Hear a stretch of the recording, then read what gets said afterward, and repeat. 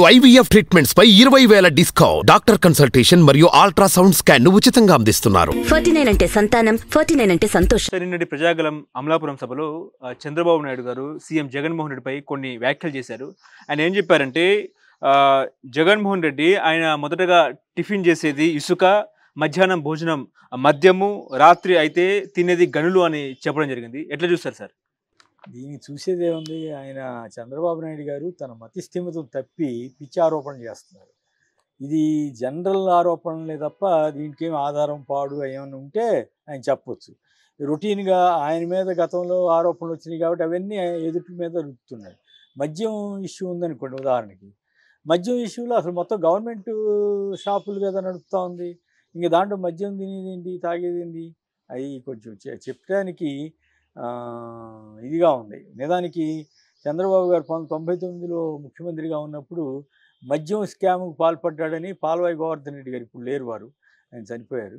ఆయన పెద్ద కోర్టులో చాలా కాలం ఇది నడిపారు, రాజ్యం నడిపారు. సరే, ఈయనకి కాస్త పలుకు ఇది ఎక్కువ కాబట్టి, పట్టు ఎక్కువ కాబట్టి మంచి లాయర్లు పెట్టుకున్నారో మరేమో, అది పోయింది. సో ముందు ఆయన మీద ఇట్లాంటి ఆరోపణలు చాలా వచ్చాయి. అయితే ఇప్పుడు అర్థం పర్థం లేకుండా ఉపన్యాసాలు ఇస్తున్నారు. దానివల్ల ప్రయోజనం ఎంత ఎందుకోసం అంటే డైవర్షన్ టాక్టిక్స్ అంటారు వీటిని. ప్రధానంగా జగన్మోహన్ రెడ్డి గారు తీసుకొచ్చిన విధానాలు కానీ, సంక్షేమ పథకాలు కానీ, వీటన్నిటినీ ఒక పక్క విమర్శిస్తూ ఇంకో పక్క ఏమో మేము వాటిని ఇంకా ఎక్కువ చేస్తామని చెప్పటం, ఈ రకమైన కాంట్రడిక్షన్ ఏర్పడింది వాళ్ళ స్పీచెస్లో.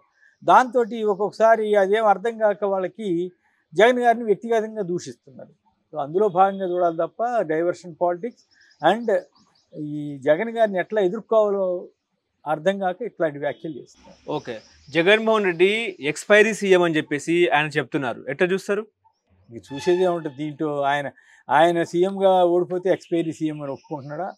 ఆయన 2004లో ఓడిపోయాడు. 95లో ఆయన మాంగారిని దించేసి ఈయన ఎక్కాడు, ఆయన లాక్ కింద పడేసి. 99లో వాజ్పేయి పుణ్యం అని గెలిచాడు. 2004లో 2009లో ఓడిపోయాడు.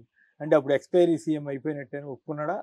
అట్లాగే 2014లో మోడీ, పవన్ కళ్యాణ్ వీళ్ళందరి సహకారం, రాష్ట్ర విభజన, ఈ 1,00,000 కోట్ల రుణమాఫీ పేరుతోటి ఆయన గెలిచాడు. గెలిచిన తర్వాత 2019లో ఘోరంగా ఓడిపోయాడు. మరి ఎక్స్పైరీ సీఎం అయినా? రాజకీయాల్లో ఇట్లాంటి పదాలు వాడటం వల్ల అది తమకే తగులుతుందనేది అర్థం చేసుకోవాలి. ఇప్పుడు సపోజ్ రేపు జగన్ గారు గెలుస్తారు, గెలిస్తే అప్పుడు ఈయన పరిస్థితి ఏంటి? ఎక్స్పైరీ అన్న పదం అది పద్ధతిగా లేదు. ఆయన స్టిల్ సీఎం ఈ సీఎం. ఈయన మొన్న అప్పుడు పనిచేసాడు కదా ఎలక్షన్ టైంలో కూడా. అట్లాంటప్పుడు ఇట్లాంటి ఎవరో రాసిస్తారండి, అవన్నీ చదివేస్తున్నాడు. ఆయనకి ఈ మధ్య అసలు ఏమేమి మాట్లాడుతున్నాడో ఆయనకే తెలియట్లేదు. హైదరాబాద్ నేనే కనిపెట్టానంటాం, హైదరాబాద్కి నేనే శంకుస్థా ఫౌండేషన్ వేసానంటాం.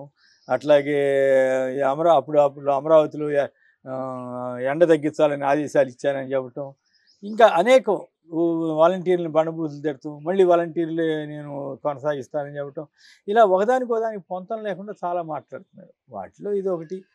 అందువల్ల జగన్ గారు మళ్ళీ గెలిస్తే ఈయనేమవుతాడు అనేది ఈయన ఆలోచించుకోవాలి. అప్పుడు ఇట్లాంటి మాటలు మాట్లాడు. జగన్మోహన్ రెడ్డిని మరోసారి గెలిపిస్తే ఆయన రాష్ట్రాన్ని లూటు చేసేస్తారు, రాష్ట్ర ఖజానాన్ని ఖాళీ చేసేస్తారని చెప్పేసి ప్రతిపక్ష నేత చంద్రబాబు నాయుడు వ్యాఖ్యలు ఎట్లా చూస్తారు? అసలు మొత్తం ఖాళీ అయిపోయిందని కదా వీళ్ళు చెప్పేది. ఇంకా లూటీ ఎక్కడిని తీసుకొచ్చేస్తారు అంటే అర్థం పర్థం లేని వ్యాఖ్యలు. సో ఒకటి, జగన్ గారు మళ్ళీ గెలుస్తారని ఆయనలో ఆ భావం ఏర్పడింది అనేది. 2, అందుకే భయపడుతున్నాడు. 3, ఈయన మీద అనేక అవినీతి కేసులు వచ్చినాయి. వాటి గురించి చెప్పకుండా జగన్ గారు వస్తే ఇట్లా చేస్తాడని చెబుతున్నారు. ఏమి దేంట్లో చేస్తాడు, ఎట్లా చేస్తాడు, అది అర్థం పర్థం లేని వ్యాఖ్యలు. ఇవన్నీ ఏంటంటే జనరల్ రొటీన్ డైలాగులు అనమాట. సో ఆయన స్కీములు కానీ, ఆయన పరిపాలనను కానీ ఎదిరించలేని పరిస్థితిలో ఆయన పడ్డాడు. ఉదాహరణకి వాలంటీర్లు చెప్పాం, గ్రామ సచివాలయ వ్యవస్థ. ఆయన మొన్నటిదాకా ఏమన్నాడు, అసలు ఒక్క ఉద్యోగం ఇచ్చారా అన్నాడు. ఇప్పుడు తర్వాత వాలంటీర్లు ఇష్యూ వచ్చినప్పుడు ఏమన్నాడు, 1,50,000 ఉద్యోగాలు సచివాలయంలో ఉన్నాయి కదా అన్నాడు. అంటే సచివాలయంలో వచ్చినవి కొత్త ఉద్యోగాలే కదా, అవన్నీ ఇచ్చింది జగన్ గారే కదా. సో ఇట్లా తనే డిఫెన్స్లో పడిపోయి తనే చెప్పాల్సి వస్తుంది. కాబట్టి ఇవన్నీ కూడా ఆయన అర్థం పర్థం లేని వ్యాఖ్యలన్నిటికీ మేము భాష్యం చెప్పాలంటే అది ఎవరి వల్ల కాదు.